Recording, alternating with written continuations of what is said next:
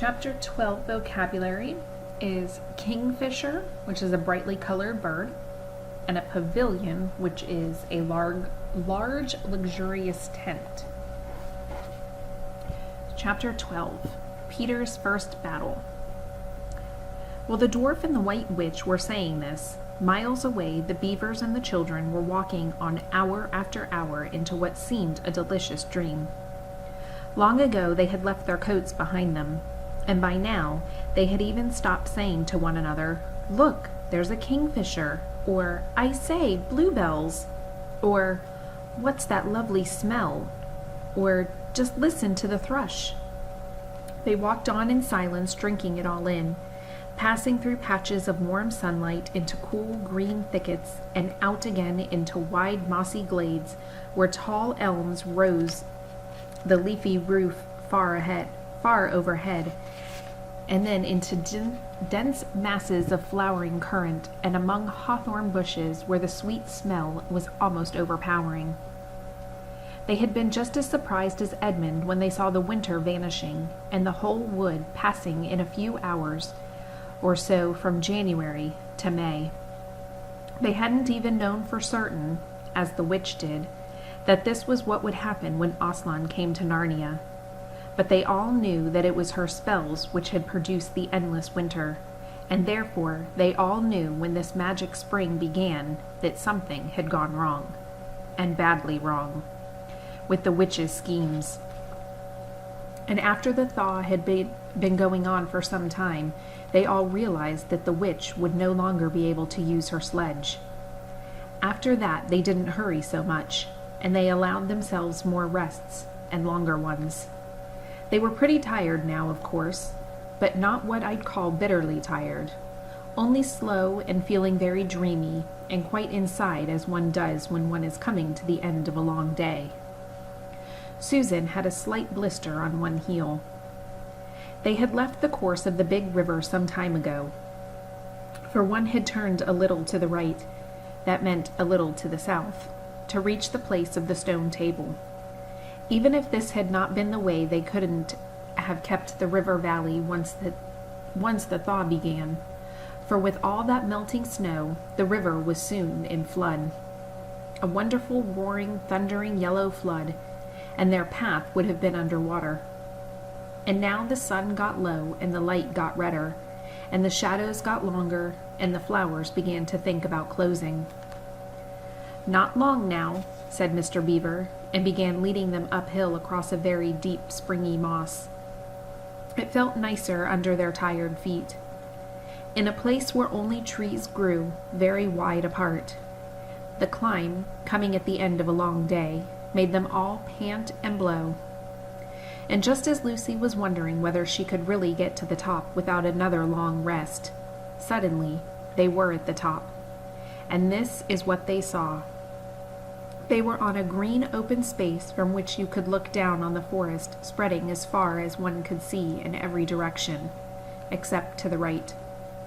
There, far to the east, was something twinkling and moving.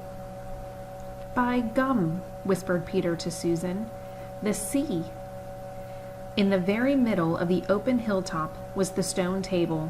It was a great grim slab of gray stone supported on 4 upright stones. It looked very old, and it was cut all over with strange lines and figures that might be letters of an unknown language. They gave you a curious feeling when you looked at them.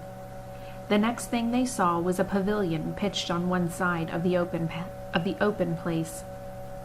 A wonderful pavilion it was, and especially now when the light of the setting sun fell on it, with sides of what looked like yellow silk and cords of crimson, and tent pegs of ivory, and high above it on a pole a banner which bore a red lion fluttering in the breeze, which was blowing in their faces from the far-off sea. While they were looking at this, they heard a sound of music on their right, and turned in that direction. They saw what they had come to see. Aslan stood in the center of the crowd of creatures who had grouped themselves round him in the shape of a half-moon. There were tree women there, and well women, dryads and naiads, as they used to be called in our world, who had stringed instruments, who had made the instruments.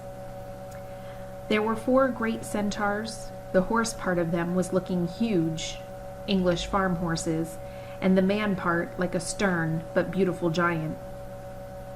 There were also unicorns, and a bull with a head of a man, and a pelican, and an eagle, and a great dog. And next to Aslan stood 2 leopards, of whom had carried his crown and the other his standard. But as for Aslan himself, the beavers and the children didn't know what to do or say when they saw him. People who have not been in Narnia sometimes think that a thing cannot be good and terrible at the same time. If the children had ever thought so, they were cured of it now. For when they tried to look at Aslan's face, they just caught a glimpse of the golden mane and the great royal slalom, overwhelming eyes. And then they found they couldn't look at him and went all trembly. "Go on," whispered Mr. Beaver. "No," said Peter. "You first." "No, sons of Adam, the 4 animals," whispered Mr. Beaver again. "Susan," whispered Peter, "what about you? Ladies first." "No, you are the oldest," whispered Susan. And of course, the longer they went on doing this, the more awkward they felt. Then at last Peter realized that it was up to him.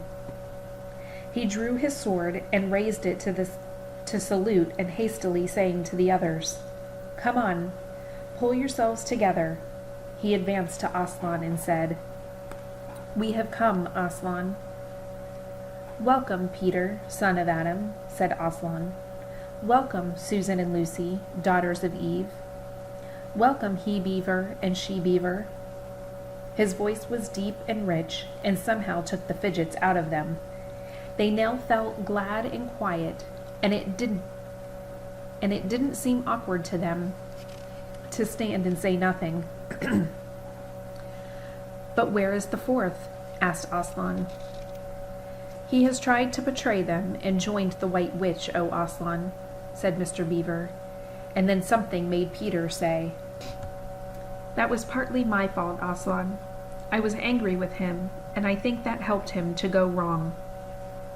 And Aslan said nothing either to excuse Peter or to blame him, but merely stood looking at him with his great unchanging eyes. And it seemed to all of them that there was nothing to be said. "Please, Aslan," said Lucy, "can anything be done to save Edmund?" "All shall be done," said Aslan, "but it may be harder than you think." And then he was silent again for some time. Up to that moment, Lucy had been thinking how royal and strong and peaceful his face looked. Now it suddenly came into her head that he looked sad as well. But next minute the expression was quite gone. The lion shook his mane and clapped his paws together. Terrible paws, thought Lucy, if he didn't know how to velvet them, and said, "Meanwhile, let the feast be prepared. Ladies, take these daughters of Eve to the pavilion and minister to them." When the girls had gone, Aslan had laid his paw, and though it was velveted, it was very heavy, on Peter's shoulder, and said, "Come, son of Adam, and I will show you far-off sights of the castle where you are to be king." And Peter, with his sword still drawn in his hand, went with the lion to the eastern edge of the hilltop. There a beautiful sight met their eyes. The sun was setting behind their backs. That meant the whole country below them lay in the evening light.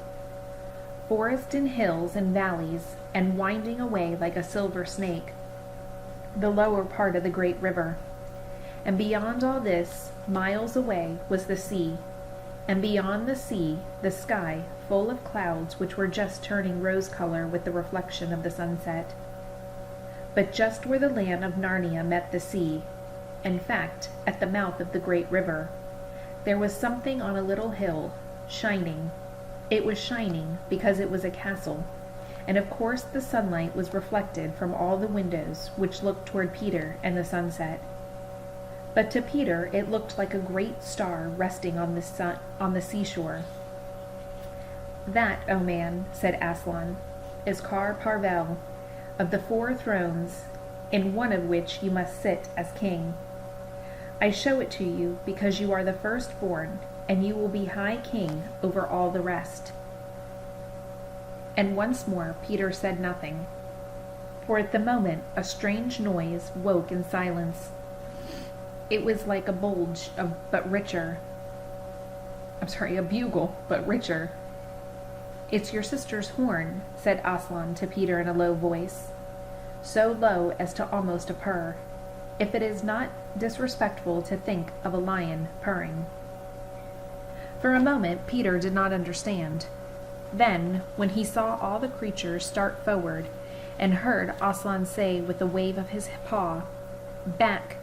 Let the prince win his spurs," he did understand, and set off running as hard as he could to the pavilion, and there he saw the dreadful sight. The naiads and dryads were scattered in every direction. Lucy was running toward him as fast as her short legs would carry her, and her face was as white as paper. Then he saw Susan make a dash for a tree and swing herself up, followed by a huge gray beast. At first Peter thought it was a bear. Then he saw that it looked like an Elashian, though it was far too big to be a dog. Then he realized that it was a wolf standing on its hind legs, with its front paws against the tree trunk, snapping and snarling. All the hair on its back stood on end. Susan had not been able to get higher than the second branch. One of her legs hung down so that her foot was only an inch or 2 above the snapping dog. Peter wondered why she did not get higher, or at least take a better grip.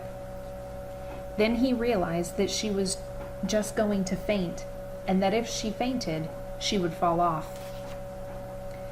Peter did not feel very brave indeed.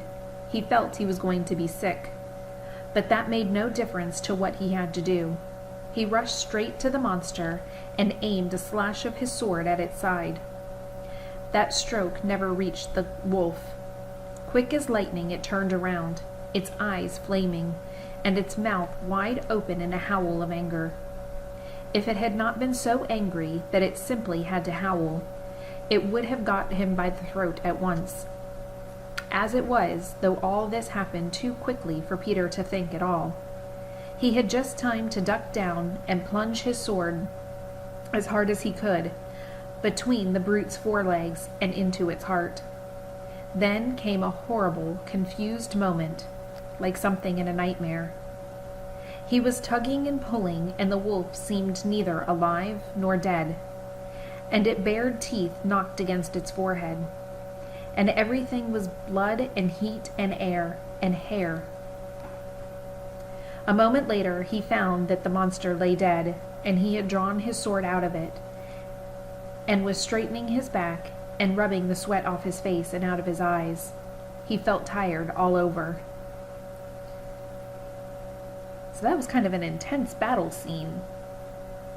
How is Peter reacting in a moment of tension and conflict? What trait can we add to our character list about Peter? And what evidence supports your thinking? So in your journal, I want you to write down, answer the questions. How is Peter reacting in the moment of tension or conflict? What trait can you add to your list about Peter? And what evidence supports that character trait?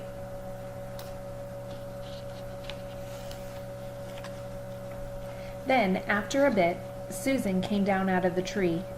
She and Peter felt pretty shaky when they met, and I won't say there wasn't kissing and crying on both sides. But in Narnia, no one thinks any the worse of you for that. "Quick, quick!" shouted the voice of Aslan. "Centaurs, eagles! I see another wolf in the thickets. There, behind you. He has just darted away. After him, all of you. He will be going to his mistress. Now is your chance to find the witch and rescue the 4th son of Adam." and instantly, with a thunder of hooves and beating of wings, a dozen or so of the swiftest creatures disappeared into the gathering darkness.